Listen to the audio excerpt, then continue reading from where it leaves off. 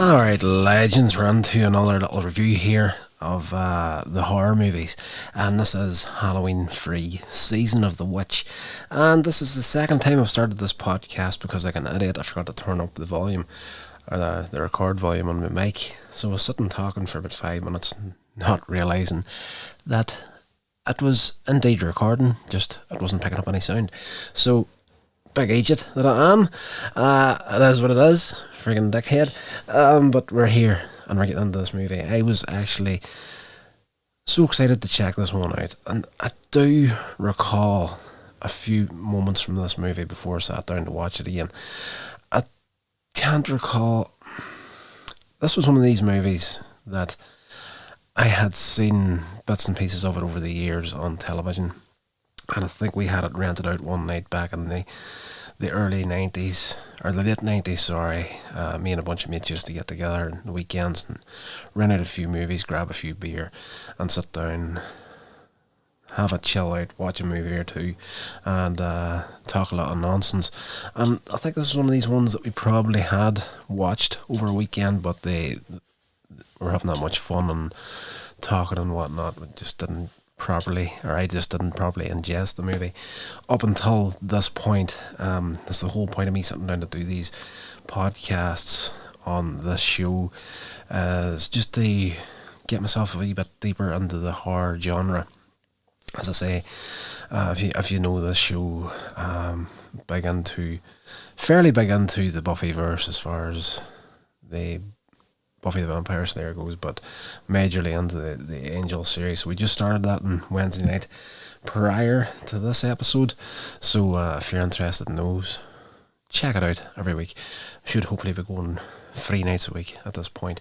But anyway, this movie here, for me, the Halloween movies in general, I was never really drawn towards them. Let's just say Michael Myers as a horror character just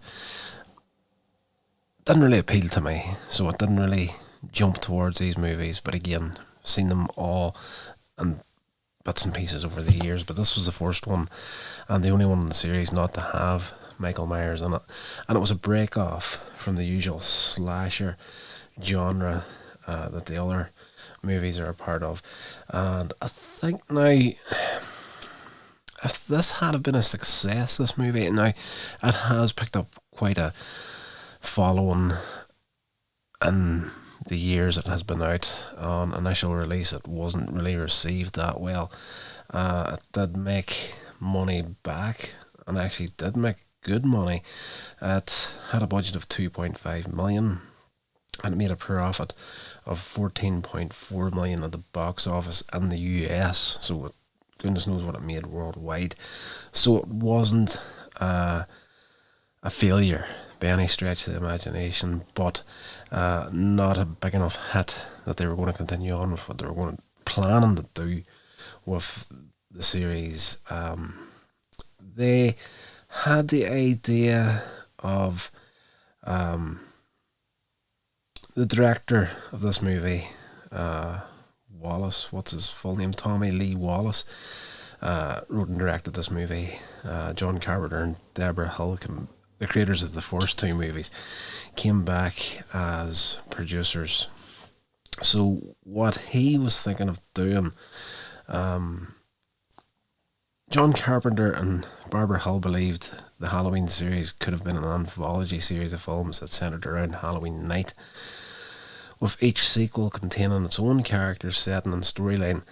And the director stated that there were many ideas for Halloween-themed movies, some of which could have potentially created a number of their own sequels, and Season of the Witch was meant to be the first one. So, even though it wasn't a big enough hit to justify going down that route, I kind of feel that they should have did it separate and give it a fair chance, because the film itself, it's not bad. It's not bad. It's definitely worth a watch if you've never seen it before. But if you're a fan of the Michael Myers movies, it's probably not going to be the one that you're going to jump at. But over recent months, I've heard a lot of chat about Season of the Witch on different podcasts and whatnot, and a lot of people seem to have a lot of love for it. But, for me, I enjoyed it well enough up until it started out strong, had a hell of a lot of potential, but for me, the wheels kind of fell off it slightly coming up towards the end of it. Just in the villain of the piece just didn't really scream terror at me. But essentially in this film, it's a madman that wants to take out all the children in America, essentially, on Halloween night. Yes, he runs this company that makes Halloween masks, and there's this little symbol on the back of it, and it has a piece of one of the stones from Stonehenge in it, and through a ancient Celtic ritual and alignments of the planet, he is going to, he's sold out across America, and throughout the movie there's all these, you're constantly seeing this advertisement on TV here and there for the masks and whatnot, and there's going to be a special giveaway at 9 p.m. on Halloween night. And when his hope and his plan is that all the kids that have bought one of these masks are going to be sitting in front of their TV, and the advertisement that they put out at 9 p.m. on Halloween night will have an activation code, and this little badge that's on the back of the mask will activate, has a little piece of this, a little fragment of a Stonehenge stone on it. It'll activate and kill the person wearing the mask and anybody in close quarters. And there's a demonstration of that in the movie happening, where he has one of his sales reps comes to his company with his wife and child, and they run a test on them to see if this activation will work, and it does indeed work, and it just kind of melts the kid's head down, and all these creepy crawlies and snakes start to crawl out of his body. It is graphic enough, this movie. Certain sequences in it are one thing that stood out to me, the visuals in it are very strong, very well done. And there's one thing that I do remember from this movie prior to this watch was the woman, another sales rep, who's in this small town where the factory is. She's there to get a new order of masks, but there was a mess up with her order or whatnot. She had to stay overnight at the local hotel, and she had commented that the masks are not as good quality as they used to be, because one of these little badges fell off the back of the mask. And she notices at one point that there's a microchip in this thing, in this little badge, and she's sitting in bed, and she takes a hair pin out of her hair, and she starts messing about with the little circuit board in there, and this laser beam shoots out, hits her in the face. Now that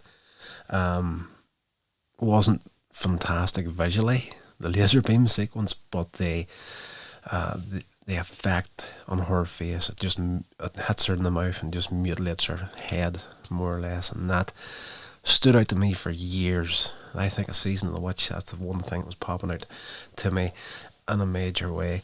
So that's basically the concept of the movie right there.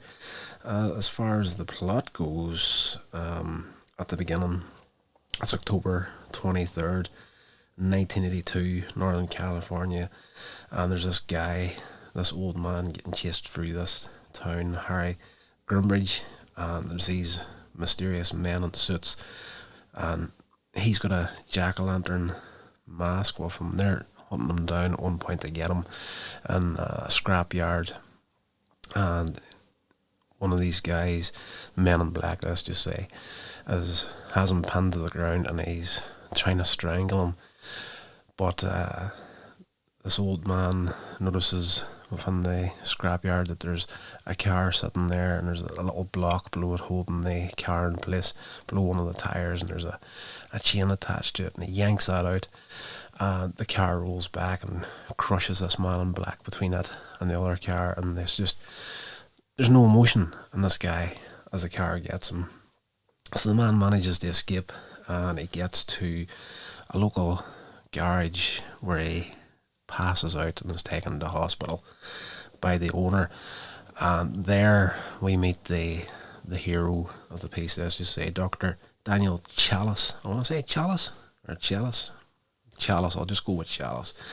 He is an alcoholic doctor who has a strained relationship with his ex-wife and 2 children. And this guy turns up and he says that they're going to try and kill all of us. This is like he's settled down quite well until he hears and sees this advertisement for the Halloween masks on TV, and freaks out. They're going to try and kill everybody. So he later that night is murdered by one of these men in black, and basically the guy just comes into his room and pretty much breaks his skull by shoving his finger and thumb through his eyeball sockets, and he just calmly walks out. The Dr. Chelsea, he chases him out and sees the guy getting into his car, and this man in black sitting in the driver's seat, and he pours petrol over himself and lights a lighter, and there's an explosion. Now that visual there was very well done. Now obviously nice cut there for a fake body they put into the car for the explosion, but it's well enough paced that it's very believable. Just like in Halloween 2, where the kid was trapped between the police car and the van and caught on fire. Very, very strong visuals as far as both movies goes. But the daughter of this old man that gets killed, a toy shop owner, he was there to get masks as well, but he uncovered something, and his daughter turns up and she goes on an investigation spree with this doctor to find out what's going on, and they're led to this town that's run by this crazy Irishman and the toy company essentially. At the motel, of course, we get to hear more and more about what's happening. There's a curfew at a certain time of the night. The whole town goes into lockdown. Nobody's allowed out. These men in black are walking the streets and they're in the cars and whatnot, just keeping an eye on everything. And the doctor comes out and he meets this drunk, and this drunk man tells him that, this madman came to the town and he's brought all this help in from other places outside of the town, and he's not hiring any local workers. Like, here's me, a local boy, he won't even hire me, won't even entertain the notion of me coming into the factory. So he's got a vendetta against the company, and he wants to take him out, and he threatens to burn it to the ground. This will be the last Halloween night this man ever has. But of course, he does also say that this guy is probably listening. He's got cameras all over the town. You see all these security cameras throughout the movie, and it builds a nice bit of suspense and a bit of sinister feeling in the movie. This little drunk guy, and again another strong visual, he's murdered by a couple of these men in black. They pretty much just get him down on his knees and yank his head right off his body. So it's fairly graphic in places. The woman with the badge that got her face blown off, let's just say, happens about halfway through the movie. The doctor and this guy's daughter are, let me just look up the names of these characters instead of this guy, this doctor. Dr. Chalice, let's just say your man's name is. He is, what's her name? The movie, as I say, it's well worth a watch, but it didn't hold my attention that well that really anything really sunk in properly as far as the major details of it. They're in Santa Mira, California, the Silver Shamrock Factory. I cannot for the life of me get a hold of this woman's Ellie. Okay, the doctor and Ellie, they're a couple of doors down from this woman. He gets her face blown off, and instead of an ambulance turning up, it's just a van, and she's taken away in that. And they're like, what the heck's going on here? So, everything just feels off, and everything that's happening. Where it did start to fall apart for me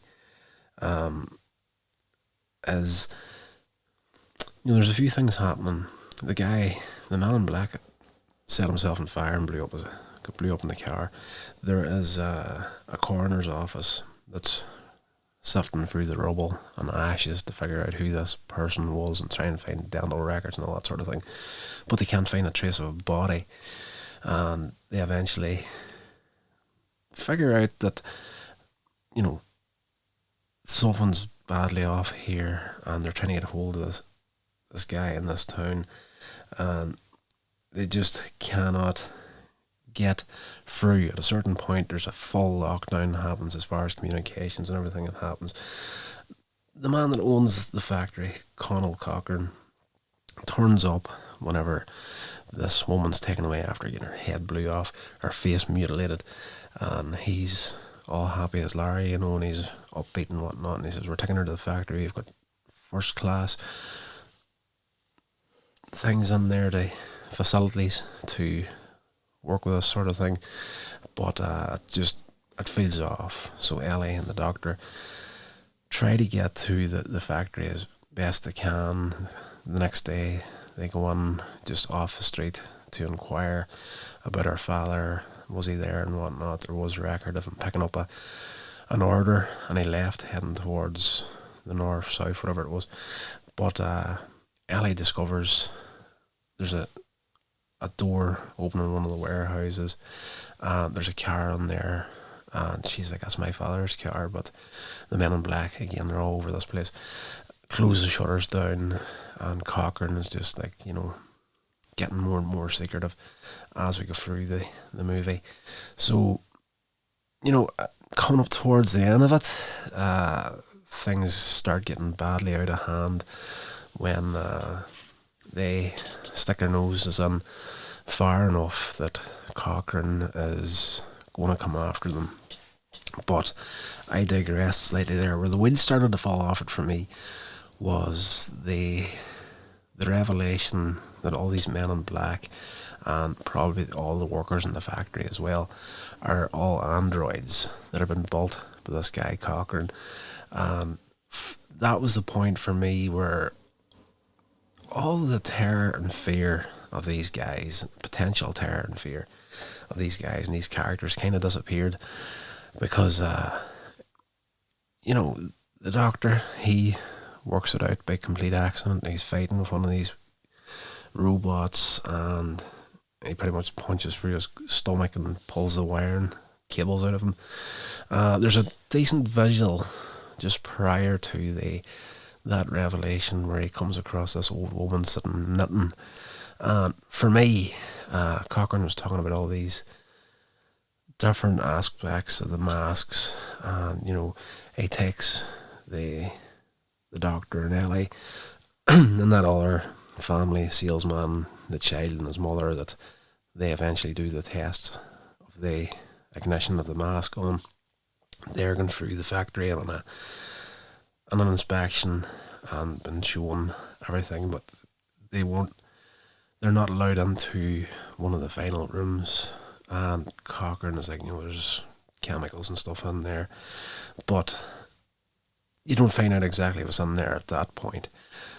But there's a stage later in the movie where the doctor breaks in after Ellie has been kidnapped by the men in black, and he's going through the factory, and he opens this door, and there's this old woman sitting there, and she's knitting and whatnot, and she's non-responsive. He's trying to talk to her, and I'm thinking to myself, okay, right, is this the witch that, does her voodoo on these masks, the end process. As Cochrane was saying, you can't see the end process of this sort of thing. But turns out she's an android as well, and one that he's had in his collection for a long, long time. So, in true James Bond style, Cochrane actually takes the Doctor in there instead of murdering his ass on the spot, and runs him completely through the plan of everything that he's going to do and how he's going to do it. You see, earlier in the movie, you see a news report about a stone going missing from Stonehenge, and it turns out this is in the basement of the, I'll take it to the basement, big warehouse area anyway, let's just say. And the fact there's this huge stone from Stonehenge, and he's just like, he goes through the whole thing about, Halloween, the Irish origins of it, and the planets are in alignment, and I'm going to do this, and these masks are going to activate, and he actually makes the Doctor sit there and watch on a monitor as he tests the ignition sequence through the TV ad that he's going to put out at 9 p.m. on Halloween night. And you see the kid getting killed and the parents getting taken out with these snakes and stuff that come out of the kid's body. So he's tied up, the Doctor's tied up, and he's put in a room on his own. Ellie at this point, she's gone, she's somewhere else, but Cochrane points her out in an hour monitor. She's in this room here. You see her tied down to a table. And he sets up a TV so the Doctor can sit there and actually watch the broadcast of the whole horror evening for Halloween. And when the ignition happens, he's going to get killed as well because Cochrane's put a mask on him. One of the tastiest things about this movie, and just a little bit of tongue-in-cheek humour, really, a few sequences in the movie, you see, before this ad that's always been shown on TV, at one point you see an advertisement for Halloween, the first movie. So the first movie is in there as this is a movie in real life, so it's like a splintered universe at this point. This is the third part of the Halloween series, but from the movie they're saying, oh, here's the classic horror movie, Halloween. And even at this point, where the Doctor's been tied up in this room, Halloween is on the TV as he's sitting in there, and you see a part of not the closing moments of the first movie, but just before the showdown between Michael Myers and the chick. So he manages to escape. He puts his foot through the TV to save himself from that. Manages to get out and rescues Ellie. They try to escape.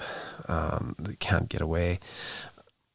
But they've worked out that these badges, these trademarks that are going to go on to the Halloween masks, well, not worked out. The Cochrane flat out tells them, it's like, this is what's going to do it. This is what's going to kill them. And they also did hear that there was a misfire earlier in the movie that took out your woman, mutilated her face. I know, forgive me, this is a very splintered review of the movie, but I'm working on about 4 hours sleep right here. So I want to get this done and upload it tonight. But they managed to scupper the plans as best they can in the factory by dumping a load of these. They had the ignition sequence in the company, in the factory, and they're up on the top of the warehouse, and they tip a box of these badges down onto the floor on top of all these android workers, and the laser beams start shooting out of them and taking out these androids. As I say, at this point, all fear was gone for me. I was just like, ooh, I can see why it wasn't received well by the critics whenever it came out. But again, it's one of these movies that could, a couple more watches, if the notion really takes me, and I'm like, I just fancy something Halloween like, but without Michael Myers. There's always Halloween free Season of the Witch. But yeah, so this ignition happens throughout the computer monitors that are surrounding this stone from Stonehenge. There's this beam of energy. It's not really clearly explained what it is, but it's in some way connected to the stone and the alignments of the planet. But it's nowhere near the 9 p.m. time for ignition. But this charge has started, and Cochrane is standing there, and he looks up towards the top of the factory and sees the two of these people standing, the doctor and Ellie, and he just smiling his face and starts clapping his hands. It's like, well done, good game. And there's a beam comes from the stone into this circular beam from these computers, and he's evaporated, essentially. He just disappears. So goodness knows what the plan might have been for him, if they were ever going to bring him back for anything, if this had a hit successfully. So now the big thing is that they know the plans, and what are they going to do? They need to save all these kids. You know, there's a sequence in the movie where it shows different cities throughout America with the kids running the streets on Halloween night. This all happens in an 8-day period. The whole film's like an 8-day period up until Halloween night. And yeah, you see this sequence of all these shots, different cities, and loads of kids. They're all running out, trick-or-treating. They all have these masks from the Silver Shamrock. And throughout that, you hear the advertisement, you'll be home and enjoy the horror night. Make sure you're right in front of your TV whenever it hits 9 p.m. for the free giveaway. And it's just a way of getting as many people murdered. Mass murder, essentially, was this guy was after. You know, at the end of the movie, Ellie and the doctor are running from the factory after it, but the factory gets destroyed, and it's not the best visual I've ever seen in my life, but for its time, it's pretty good. It's just the factory is there, they're running away from it, you can see like flames behind it, but it's digitally put in there, like it's just visual effects. No factory was burned in the making of this movie. So in the car, they're heading off, and it turns out that we'd never find out what exactly happened to the real Ellie, but it turns out she is an android, a replacement, and she attacks the doctor, tries to kill him. The car goes off the road into a tree, and he eventually manages to, kill her. Well, it's an android. He just rips her arms off and stuff. But yeah, so at the end of the film, he turns up at the same garage that we seen at the start, where the old man came to, and the owner took him to the hospital. So he turns up there, and he's able to use the phone to call to some local TV network, and he's screaming, he's like, minutes to 9, like, you need to pull this advertisement. Like, there's a plan of mass murder here using the masks. I can't prove it, but you're just going to have to trust me on it. You're going to have to try and cut these as quick as you can. At this point, he's on the phone going ballistic, and this little kid comes in, and he's wearing the mask, and he sits down at the TV that's in the garage, and the advertisement begins to run, and yes, eventually that cuts off, having technical difficulties, blah blah blah. The kid changes the channel, the advertisement's still going on the other channel, but then, sorry for the breaking broadcast, we're having some technical difficulties, and the kid changes it one more time to a third channel, and the advertisement is running right to the end. The doctor at the end of the movie, he's screaming and ballistic, he's going down the phone. The third ad's still going on, the ad's still going on the third channel, I should say. You need to stop it, he's just crazy, and that's where the movie cuts out. Just stop it, screaming at the top of his lungs. So, yes, so what you're given at the end of the movie is, even though they managed to take out Cochrane and stop his army of androids. The masks were already sold.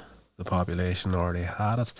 The plan was already out there, ready to go, whether Cochrane survived or not. So there is still one channel that's going to broadcast this ignition sequence, and goodness knows how many people it took out. But nice way to end off the movie without a real answer as to whether the plan actually went through or not. That's probably one of my favourite things for these sorts of movies, where they don't close up all the loose ends. They leave something there for the viewer to think about and make up your own ending, essentially. But what you're given there pretty much spells it out, that the advertisement did eventually get out, even on the one channel, and took out probably thousands, if not millions, of people. So it's a good movie. It's a good movie, don't get me wrong. It's not the strongest out of the Halloween movies by any stretch of the imagination, but it's got a good cult following now, one that I'll probably will check it out quite a few times in the upcoming years. I've got no doubt of that, because it has, for me, if you don't know this, I do, every once in a while, we'll sit down and I'll lift a block of file paper, lift a pen, and I'll crack out a little script for a short film of my own. And I've even managed to make a couple along the lines. I'm completely self-taught. I'm not good at it by any stretch of the imagination, but I have attempted it, and I do know how difficult it is for this stuff to get done. So, even though it's not 100% my cup of tea, this movie, I do respect the fact that it's a thing and it's out there. And again, as I said earlier on, I would have been curious to see where the series would have went and what would have happened if this had have hit the way they wanted it to hit at that point. So as we go forward, they bring back Michael Myers. I think, for me, off the top of my head, you're back in the 80s at this point when these movies were coming out, and you had Jason Voorhees and you had Freddy Krueger, and there was those two series of movies had that main villain that was larger in life. So thinking, I'm just trying to guess the dates here. This movie was 81, I think, but I think there was like a 5 or 6 year stretch between it and Halloween 4. Let me just see if I can get any real 1982 this is. Let me see. Halloween 3 is the only entry in the series. Doesn't feature Michael Myers. After the film's disappointing reception and box office performance, Michael Myers was brought back 6 years later on Halloween 4, The Return of Michael Myers. So we'll be doing that next Friday. But so that tracks. So if you're talking about 88 then, whenever the next one came out. So at that point, Freddy Krueger and Jason Voorhees were household names, and they probably thought themselves, okay, right. That plan for the Halloween series didn't really pan out with Season of the Witch, but we've got these other two big characters here, Freddy Krueger and Jason Voorhees. Why couldn't Michael Myers be something to get to? And he did, in a way, become that same sort of status, but for me, again, Halloween was never my go-to, so this is an education for myself, going through these movies again. But it is what it is. Season of the Witch, there's no witch in the movie,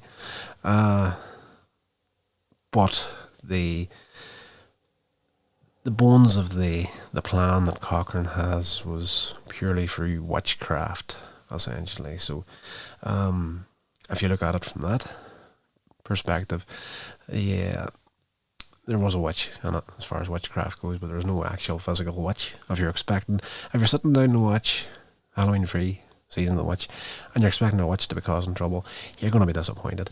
But, this movie, it's okay, but it kind of failed to really get me feeling anything for the main characters. Like this doctor, alcoholic, the girl, it's the daughter of the guy who gets killed at the start, head off to this town.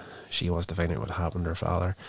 She's just lost her dad. You're talking about a day later, they're in this little town, and the doctor sleeps over. So, for a guy that's trying to help her out and do the right thing, he was taking advantage quite a bit in this movie. But yeah, that's going to do it. I think I've chatted enough about this movie. If you haven't seen it, definitely consider giving it a little look-see.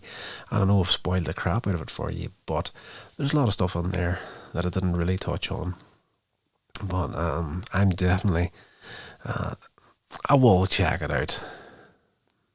Again, I've got no doubt of it. But it was just good to get to see how we got to that visual of the little badge off the mask and your woman getting blasted in the face by it. That's the one visual that stuck in my mind over the years. A movie's doing something right whenever something within it will stick in your head for years, and then getting back to it now and just, starting from the beginning of the movie, getting up and seeing how we got there and where we went after it was a treat for me. But yes, if it can mess with your mind to get there, then even though it wasn't a big box office success and the critics didn't really like the movie, it did its job. If it can give you a visual that sticks in your head for years, it's done its job in a big bad way. So I love it. Right, that's going to do it for this episode, guys. I hope you did indeed enjoy it. If you did, please rate and review the show. You want to get in contact and tell me that you're the worst podcaster on the face of the planet, and you should really, consider headbutting the closest wall. You can do that through the email, Hellmouth Hotline @gmail.com. And what else? Share the show along to all your friends and tell them about this big Irish idiot that's talking horror goodness on the internet. Okay, guys, until the next episode, stay safe, and I'll talk to you all then. This has been a production of Coins Age Media. Thank you so much for listening.